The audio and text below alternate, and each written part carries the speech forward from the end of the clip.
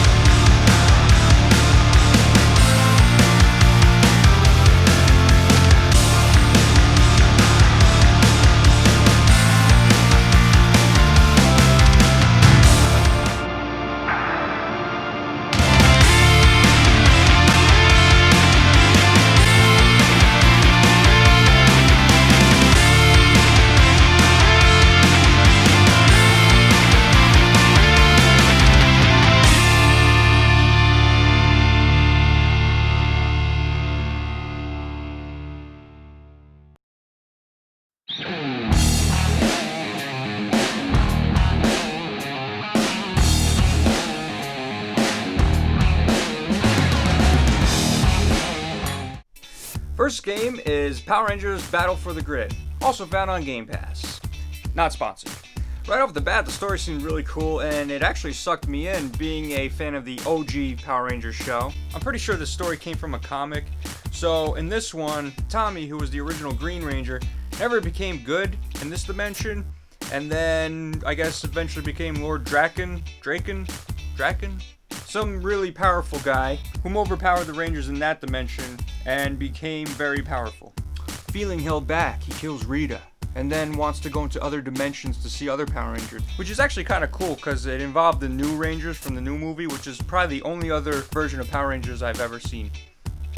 Anyway, he tries to become the most powerful being in existence by killing the other Power Rangers and stealing their morphers.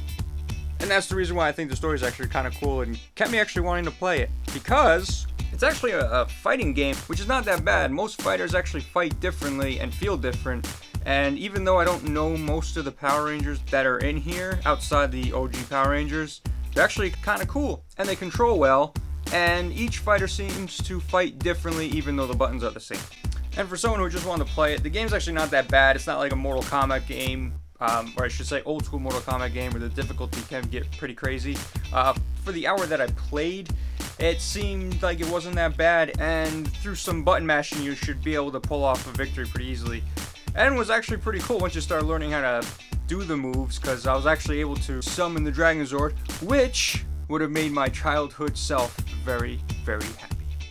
Overall, the hour or so playing it was actually really fun, and maybe I'll go back and play it since I got pretty far in it, I think, and seemed to grab my attention pretty well. But anyway, did anyone else out there play it? And if so, is it worth continuing playing? Again, I don't really know much outside the original Power Rangers and the newest movie version of those characters. So that being said, is it worth continuing? Anyway, let me know in the comments below what you think. Next up is Star Wars Jedi Fallen Order, which is also on Game Pass. Again, not sponsored. Here we have Star Wars meets Uncharted, which, unless you hate video games, is a great thing. The intro is great, really fast paced, and it sucks you in right away. Within moments, you're already using a lightsaber, and even get to do battle with an Inquisitor, which is very Star Wars Rebels-like. It's a great introduction to the fight mechanics, and it's an overall awesome experience. After that, though, things do slow down. You find yourself on a quest on this planet with animals that take many hits with one of the most powerful weapons in a galaxy far, far away. Now, I get that the game has to have some challenge, but I really wish these Star Wars games would have like a lightsaber mode where your lightsaber kills anything in one shot, and most of the limbs will just burn off, so it doesn't even have to be a mature rating. But I find it odd that an animal takes more than one hit to kill with a lightsaber. I'm not a masochist. I just want to see realism, right? Am I right? Okay, not much else to say. I mean, there's some puzzles and stuff like that, but I didn't really get a chance to play it that long, only about an hour and a half. The first half hour was fantastic, then it slowed down, but these are the type of things you have to do in a game that's a little bit like this. And it wouldn't be fair for me to say it's boring, but I did get bored a little bit.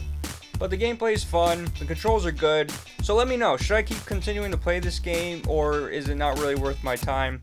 If it is, I'll make it my next main game to play. Leave the comments down below, let me know.